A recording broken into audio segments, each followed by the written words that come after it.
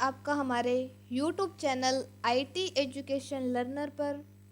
तो दोस्तों, आज का हमारा टॉपिक है Contra entry in tally ERP 9।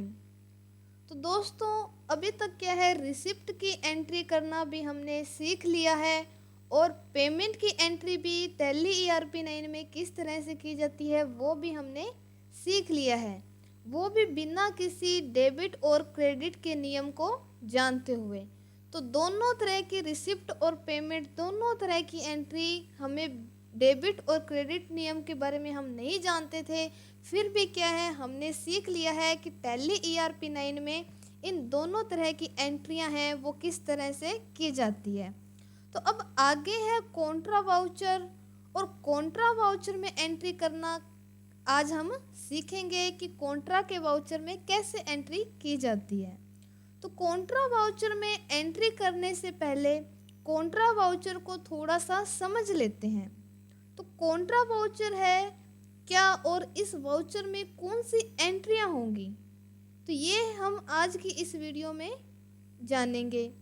तो कॉन्ट्रा वाउचर में सिर्फ 3 ही एंट्रियां होंगी, उसके अलावा चौथी कोई भी एंट्री है वो इस वाउचर के अंदर नहीं होगी। ये आपको जब हमने टैली की क्लासेस जो स्टार्ट की थी उसी में आपको बता दिया था कि कौन से वाउचर में किसकी एंट्री होगी। तब आपको बताया था कि 3 तरह की जो एंट्रियां होती है वो ही हमारी कॉन्ट्रा वाउचर में होगी, इसके अलावा अदरवाइज कोई भी एंट्री है वो वाउचर में इसमें नहीं होगी। तो वो 3 एंट्रियां कौन सी है वो हम आपको बता देते हैं। तो उसमें से पहली है कैश टू बैंक, यानी कि जब भी हम नगद रुपए अपने बैंक अकाउंट में जमा करवाएंगे तो उसकी एंट्री जो है वो होगी कॉन्ट्रा वाउचर में। फॉर एग्जाम्पल, जैसे मेरे पास 5,000 रुपये नगद हैं, उसमें से मैंने 3,000 रुपये जो हैं अपने बैंक अकाउंट में जमा करवा दिए। तो इस तरह की जो एंट्रियां होती हैं वो हमारे क्या है, कॉन्ट्रा वाउचर में होंगी, यानी कि कैश टू बैंक जो एंट्री है वो हमारी कॉन्ट्रा वाउचर में होगी। दूसरी एंट्री है बैंक टू कैश, यानी जब भी हम अपने बैंक अकाउंट से नगद रुपए निकलवाएंगे, यानी कि मान लीजिए मेरे अकाउंट में 10,000 रुपये थे, उसमें से मैंने अपने बैंक से 5,000 रुपये निकलवा लिए। तो अब क्या है, बैंक से तो मतलब हमारे कम हो गया बैलेंस और मेरे पास क्या है वो कैश आ गया। तो इस तरह जो बैंक टू कैश है उसकी एंट्री भी हमारी कॉन्ट्रा वाउचर में ही होगी। तीसरी एंट्री है बैंक टू बैंक, यानी जब भी हम अपने एक बैंक अकाउंट से दूसरे बैंक अकाउंट में पैसा ट्रांसफ़र करते हैं, जैसे कि मान लीजिए अब मेरा एक अकाउंट है SBI बैंक का, उसमें से मैंने कुछ बैलेंस मेरे दूसरे अकाउंट में ट्रांसफ़र कर दिया, तो उसकी एंट्री भी हमारी कॉन्ट्रा वाउचर में होगी। तो इस तरह से क्या है, ये जो 3 एंट्रियां हैं वही हमारे कॉन्ट्रा वाउचर में होंगी। केवल ये ही 3 एंट्रियां हम अपने कॉन्ट्रा वाउचर में कर सकते हैं, इनके अलावा कोई भी एंट्री है वो इस वाउचर में नहीं होगी। तो अब ये जो तीनों एंट्रियां हैं वो वाउचर में कैसे की जाती हैं वो हम अब आगे जानेंगे। तो एंट्री करने के लिए आपको सबसे पहले क्या है, टैली में कंपनी को ओपन कर लेना है, और कोई भी एंट्री करनी है उसके लिए हमें क्या है, अकाउंटिंग वाउचर पर जाना है, अकाउंटिंग वाउचर हम ओपन करेंगे। तो ये तो मैंने आपको पहले बताया ही हुआ है कि जितनी भी एंट्रियां होती हैं वो सारी हमारी अकाउंटिंग वाउचर में ही होती हैं। तो हम अकाउंटिंग वाउचर पर जाकर एंटर प्रेस करेंगे। तो जैसे ही हम एंटर प्रेस करेंगे हमारे जो वाउचर्स हैं एंट्री के वो ओपन हो जाएंगे। तो यहाँ से आप देख सकते हो अभी फ़िलहाल हमारे सामने जो है पेमेंट का वाउचर है और हमने एंट्री करनी है कॉन्ट्रा वाउचर की। तो फंक्शन बार में आपको कॉन्ट्रा का ऑप्शन मिलेगा, ये जिसकी शॉर्टकट की है F4। तो जैसे ही आप अपने कीबोर्ड में F4 प्रेस करते हो आपका जो कॉन्ट्रा वाउचर है वो ओपन हो जाएगा। तो जैसा कि आप देख सकते हो अब हमारे सामने कॉन्ट्रा का जो वाउचर ओपन हो गया है, उसमें लिस्ट ऑफ लेजर अकाउंट में दो ही हमारे जो लेजर हैं बने हुए हैं। उसके अलावा भी देखो आपने हमने बहुत लेजर बनाए थे पार्टी के और अदरवाइज परचेज के, सेल्स के, पर जो रिसिप्ट और पेमेंट और कॉन्ट्रा, इन तीनों में क्या है, जो हमने लेजर बनाए हैं वही क्या है इसमें हमारे शो करेंगे। तो लिस्ट ऑफ लेजर में आप देख सकते हो दो लेजर हैं, कैश और एसबीआई बैंक अकाउंट का।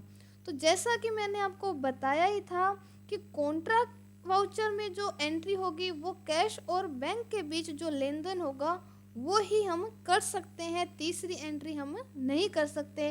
तो इसमें हम जो एंट्रियां करेंगे वो या तो कैश की होगी या फिर बैंक, इन दोनों के बीच ही हमारी एंट्रियां होंगी। तो यहाँ पर आप देख सकते हो कि यहाँ पे भी कॉन्ट्रा के वाउचर में भी हमसे यहाँ पर क्रेडिट किसको करना है वो पूछ रहा है, क्रेडिट हम किसको करेंगे। तो अब क्या है, कॉन्ट्रा वाउचर में आपको थोड़ा सा डेबिट और क्रेडिट करने का जो नियम है वो मैं आपको बता देती हूँ। तो डेबिट और क्रेडिट करने का जो नियम है वो बहुत ही क्या है, इजी है कि कैश बैलेंस और जैसे बैंक बैलेंस, जो कैश बैलेंस है हमारे पास नगद रुपया है और हमारे जो बैंक में बैलेंस है वो दोनों ही क्या है, हमारी संपत्ति है, कि दोनों ही हमारे ही है, चाहे वो नगद में है चाहे वो बैंक अकाउंट में है। तो जब भी कोई संपत्ति क्या है घटती है तो उसको क्या है हम क्रेडिट करते हैं, उसमें क्रेडिट किया जाता है। और जब भी कोई संपत्ति बढ़ती है तो उसको डेबिट किया जाता है। जैसे कि मान लीजिए मेरे पास कैश बैलेंस है, नगद रुपए हैं 10,000 रुपये, उसमें से मैंने 5,000 रुपये अपने बैंक अकाउंट में जमा करवा दिए। तो अब मेरे पास जो नगद रुपए हैं उन वो क्या है, घटे हैं, यानी 10,000 थे, 5,000 मैंने बैंक में जमा करवा दिए और अब मेरे पास बकाया बैलेंस रह गया 5,000। तो मेरे नगद रुपए क्या है वो घटे हैं। तो अभी मैंने आपको जैसे बताया कि जब कोई संपत्ति हमारी घटती है तो उसको हम क्रेडिट करेंगे, यानी नगद रुपया हमारा क्या हो जाएगा, क्रेडिट हो जाएगा।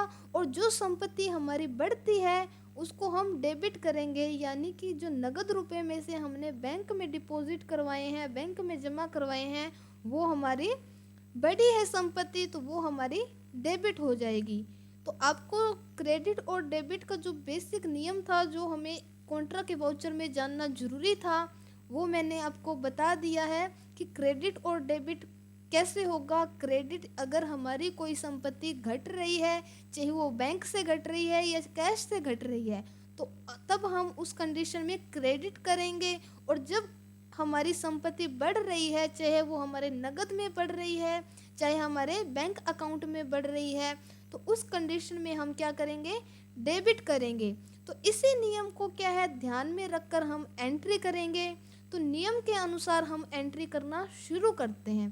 तो एंट्री करने से पहले हमने जो नोट्स तैयार किए हैं वो अपने थोड़ा सा देख लेते हैं। तो यहाँ पे आप देख सकते हो कि क्रेडिट किया हुआ है कैश, क्रेडिट यानी कि हमारी जो नगद संपत्ति थी वो हमारी घट रही है, और डेबिट हो रहा है हमारे बैंक अकाउंट में। तो यहाँ पे आप देख सकते हो जो कैश है वो 1,000 रुपया वो हमारा डिपॉजिट हो रहा है एसबीआई बैंक अकाउंट में। तो यहाँ पे आप वही चीज़ अपने वाउचर में डाल दोगे, कॉन्ट्रा के वाउचर में क्रेडिट कैश हो रहा है, जमा हो रही है, घट रही है संपत्ति, तो यहाँ से हम लेजर में कैश को सिलेक्ट कर लेंगे, क्रेडिट हमारा कैश हो रहा है। अब आप देख सकते हो कि हमारे पास जो कैश बैलेंस है वो है 11,630 रुपये। अब यहाँ पे आपने कितना क्रेडिट किया है, 1,000 रुपये, तो यहाँ पे आप अमाउंट डाल दोगे 1,000 रुपये। अब एंटर करते हो तो आपके पास जो ये क्रेडिट है वो अमाउंट बाकी शो हो जाएगा। अब नेक्स्ट आ रहा है डेबिट। तो डेबिट आप कैसे कर रहे हो, बैंक में कर रहे हो, जमा आपका बैंक में करवा रहे हो। तो कौन से बैंक में करवा रहे हो, हमारे सामने जो लेजर बना हुआ है वो है एसबीआई बैंक का। तो यहाँ से हमने एसबीआई बैंक को सिलेक्ट करके एंटर प्रेस किया, 1,000 रुपया क्या है हमारे बैंक में जमा हो गया। तो पहले हमारे बैंक में जितना था उसमें हमारा 1,000 रुपया और ऐड हो गया, तो हमारी जो संपत्ति है वो बैंक अकाउंट में बढ़ी है। तो आपको बताया था कि बैंक अकाउंट में बढ़ रही है, इसलिए ही हमने यहाँ पे इसको क्या है डेबिट किया है और एंटर प्रेस करेंगे। अब यहाँ पे क्या है, आपसे छोटी सी इंफॉर्मेशन, छोटी सी डिटेल मांगेगा, जो आप चाहो तो फिल कर सकते हो, नहीं तो आप इसको एज इट इज सेव कर दोगे। तो यहाँ पे आप देख सकते हो लिखा हुआ है कैश अमाउंट हमने 1000 रुपये जमा करवाया है। अब ये है कि आपने जो अमाउंट दिए हैं वो किस तरह से दिए हैं, जो आपने 1000 रुपये जमा करवाए हैं वो कैसे थे, यानी कि 1000 रुपये का एक ही नोट था या 500 के थे, 200 के थे, उस तरह से आप क्या है कर सकते हो। तो आप इसको भी क्या है चाहो तो फिल कर सकते हो, नहीं तो आप इसको एज इट इज सेव कर सकते हो। तो हम अभी आपकी जानकारी के लिए इसको फिल कर देते हैं। यानी मान लीजिए हमने 1000 रुपये जो जमा करवाए हैं वो दो हमारे 500 के नोट थे, और एंटर प्रेस करके इसको आप सेव कर दोगे। अब आ रहा है कि आपने जो कैश बैलेंस जमा करवाया है वो कौन से अकाउंट में करवाया है। तो यहाँ पे आप अपने बैंक का जो नंबर है, बैंक अकाउंट का जो नाम है वो आप यहाँ पे ऐड कर दोगे और अपनी एंट्री को सेव कर दोगे। तो यहाँ पे एंट्री हमारी जो एंटर हो गई है, और इसको हम एंटर करते हुए सेव कर देंगे। तो इस तरह से क्या है अपनी पहली एंट्री है वो कर चुके हैं। तो बहुत ही इजी थी कि अगर हमारे पास नगद रुपए है और उसको हमने बैंक में ट्रांसफ़र करना है, तो कैसे किस तरह से उसकी जो एंट्री है वो की जा सकती है। अब इसी तरह हम अपनी दूसरी एंट्री करेंगे। तो दूसरी एंट्री है हमारी, अपने नोट्स में देख लेते हैं कि हमारा जो डेबिट हो रहा है वो कैश हो रहा है, यानी कि संपत्ति जो बढ़ रही है वो कैश की बढ़ रही है, और जो क्रेडिट हो रही है हमारी संपत्ति जो घट रही है वो हमारे बैंक अकाउंट से घट रही है। तो यहाँ पे हम अपने वाउचर में सेम ही डालेंगे। हमारा यहाँ से अब अपने क्रेडिट हमारा बैंक अकाउंट से हो रहा है, तो हम बैंक अकाउंट को सिलेक्ट कर लेंगे। अब कितना हो रहा था 5000 रुपया, यानी हम अपने बैंक से 5000 रुपये निकलवा रहे हैं, हमारे बैंक से पैसे क्रेडिट हो रहे हैं। तो हमने 5000 अमाउंट है वो एंटर करके अब आप यहाँ पे डालोगे कि आपने जो बैंक से पैसे निकलवाए हैं उसका आपका चेक नंबर क्या है, आपने बैंक का अकाउंट नंबर क्या है, ये आप इंफॉर्मेशन है वो थोड़ी सी फिल आप कर दोगे। अब नेक्स्ट आ रहा है कि डेबिट, यानी कि संपत्ति बढ़ कैसे रही है, कि आपके एक बैंक से दूसरे बैंक में ही जा रही है या आपके पास नगद आ रही है। तो जैसा कि हमने अभी नोट्स में देखा था कि हमारे पास वो क्या है रुपया नगद में आ रहा है, डेबिट हमारे पास नगद में हो रहा है।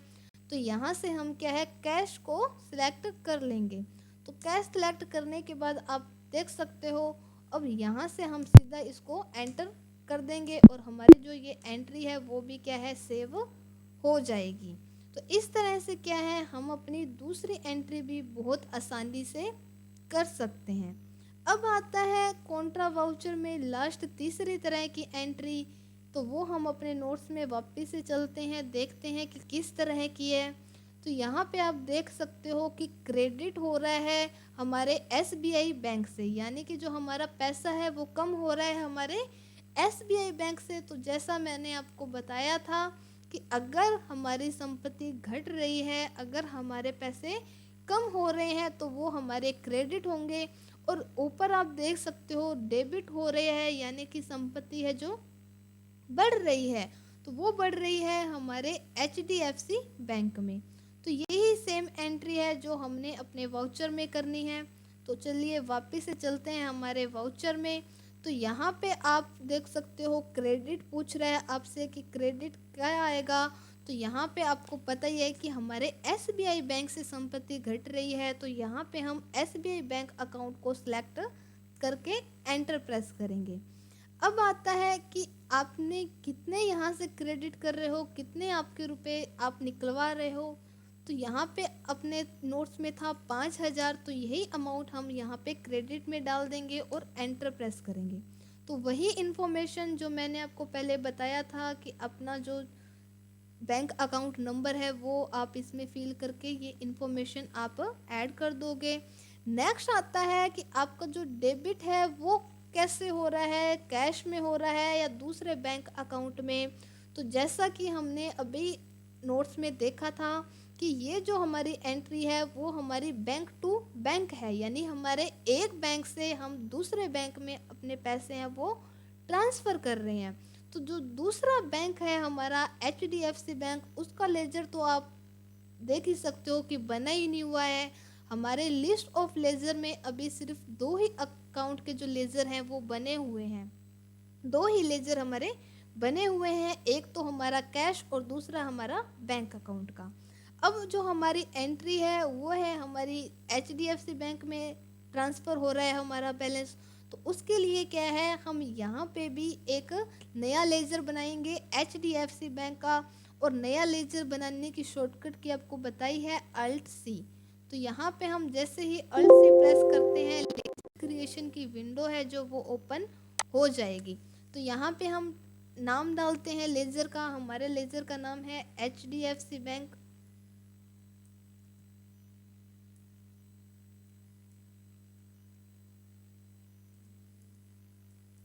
HDFC बैंक अकाउंट एंटर करेंगे, एलियस में कुछ नहीं आएगा। अब आता है अंडर, यानी कि ग्रुप सेलेक्ट करना है।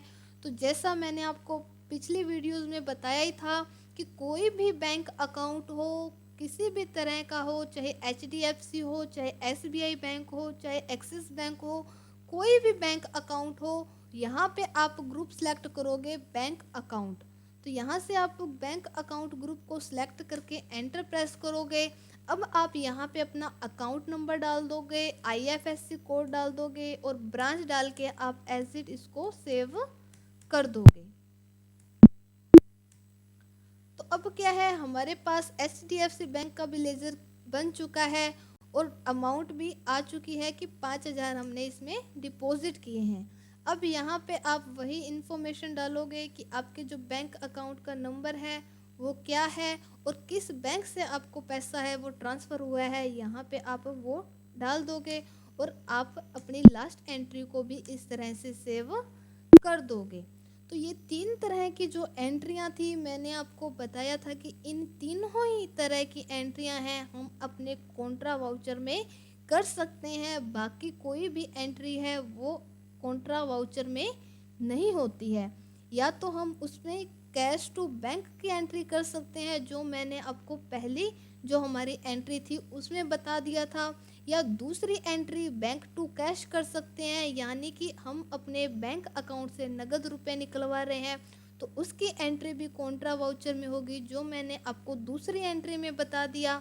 और तीसरी यानी बैंक टू बैंक, यानी हम अपने एक बैंक अकाउंट से दूसरे बैंक अकाउंट में पैसा ट्रांसफ़र कर रहे हैं तो उसकी एंट्री भी कॉन्ट्रा वाउचर में होगी, जो मैंने अभी आपको हमारी तीसरी लास्ट एंट्री में बताया है। तो ये तीनों ही तरह की एंट्रियां मैंने आपको प्रैक्टिकली क्या है समझा दी है कि तीनों तरह की एंट्रियां हम अपने कॉन्ट्रा वाउचर में कैसे करेंगे। इन तीनों ही तरह की एंट्रियां हैं जो वो इसमें होंगी, बाकी कोई भी एंट्री है वो हमारी इस वाउचर में नहीं होगी। तो उम्मीद करती हूँ कि आप लोग भी बहुत अच्छे से समझ गए होंगे। और कॉन्ट्रा वाउचर में भी एंट्री करना बहुत ही इजी है, क्योंकि इसमें 3 ही तरह की हम एंट्रियां कर सकते हैं। और इसी के साथ हमने थोड़ा क्रेडिट और डेबिट नियम के बारे में भी जान लिया है। तो मिलते हैं हमारी अगली क्लास में। धन्यवाद।